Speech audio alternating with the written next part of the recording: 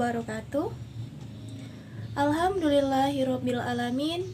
Wassalatu wassalamu ala asrofil anbiya'i wal mursalin wa ala alihi wa sahbihi rasulillahi ajmain. Pertama, marilah kita ucapkan puji syukur kehadirat Allah Subhanahu wa taala, yang mana Allah telah memberikan saya kesehatan, kesempatan sehingga saya dapat menyampaikan pidato saya mengenai Pancasila sebagai filosofi ground flag dan kedudukan Pancasila. Salawat dan salam kita hadiahkan kepada junjungan alam, yakni Nabi Muhammad SAW,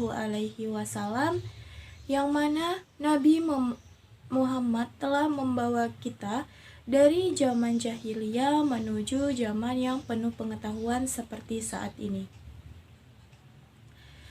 Yang terhormat Bapak Yanto selaku dosen pengampu dan teman-teman yang mau menonton video ini.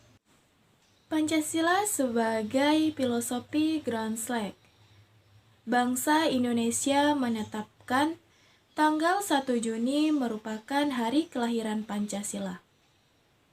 Referensi historis dapat kita temui dari berbagai sumber atau bahan kepustakaan atau media elektronik visual yang berkembang saat ini.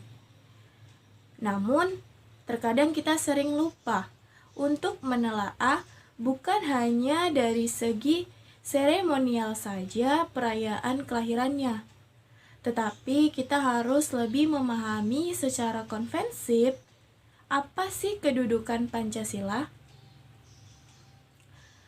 Banyak kita temui berbagai pendapat bahwa Pancasila hanya sebagai dasar negara. Apakah pendapat itu sudah tepat? Soekarno menyebut bahwa Pancasila sebagai filosofis ground flag atau pandangan hidup bangsa Indonesia. Oleh karena itu, Pancasila memiliki dua kepentingan. Yang pertama, Pancasila diharapkan senantiasa menjadi pedoman dan petunjuk bagi warga Indonesia, baik itu dalam bermasyarakat, berkeluarga, maupun bernegara. Yang kedua, Pancasila diharapkan menjadi dasar negara, sehingga suatu kewajiban bagi tatanan kenegaraan, baik itu hukum, politik, sosial, maupun ekonomi, harus berdasarkan dan bertujuan pada Pancasila. Pancasila dalam kedudukannya sebagai kristalisasi nilai-nilai yang dimiliki dan diyakini bangsa Indonesia telah tercantum pada alinea keempat pembukaan Undang-Undang Dasar 1945.